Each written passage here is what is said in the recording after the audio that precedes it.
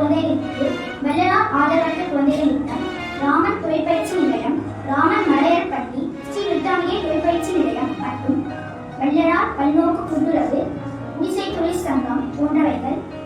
முன்போல் பூமியிலோர் பிறப்பார், கப்பலாய் நீரிருந்து கவியாக வாழ்ந்திருந்தோம். வசதியற்ற மற்றும் ஆதரவற்ற மாணவர்கள் தங்கி பயிலும் வகையில் இலவச மாணவர் விடுதியை தொடங்கினார். அத்துடன் இல்லாமல் மாணவர்கள் தொழிற்பயிற்சி பெற வேண்டும் என்ற எண்ணத்தில் தொழிற்பயிற்சி மையங்களையும் தொடங்கினார். மாணவர்களை நல்வழிப்படுத்தும் நோக்கத்தோடு நல்வழிப்படுத்தி சென்றார். அந்த நல்வழி நின்று போகாமல் இன்றும் நமது தாராளர் ஐயா அவர்கள் நடந்து கொண்டே வருகிறது. இந்த புகழ் என்றென்றும் நிற்காமல் ஐயாவின் உயிரான மூஞ்சான ஏற்பாடு ஐயாவின் வழி சென்று கொண்டே இருக்கும் என்று சொல்லி காய்கறி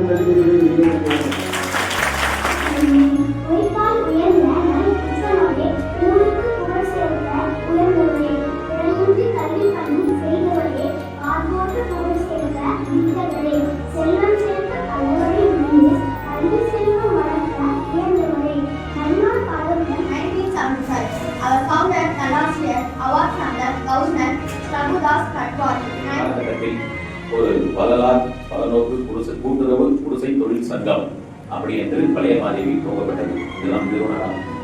அது அங்கு விளையும் நெல்லை இயந்திரத்தால் கிராமப்புற மக்களை வைத்து அந்த தோல் மட்டும் தூய்மை குறிச்சு பியூரான அரிசி.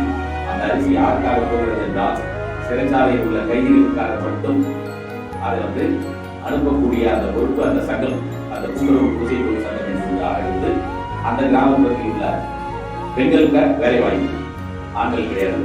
ஏன்னா இப்போ மிஷினரி நிறைய வருது. அப்போ கடலூர் மாவட்டம் பூரா பழைய மாதிரி அந்த அரிசி யாருக்கும் தீங்கன்றி வாழ்பவன் மனிதன், ஊருக்கே வாழ்ந்து உயர்ந்தவன் புனிதன்.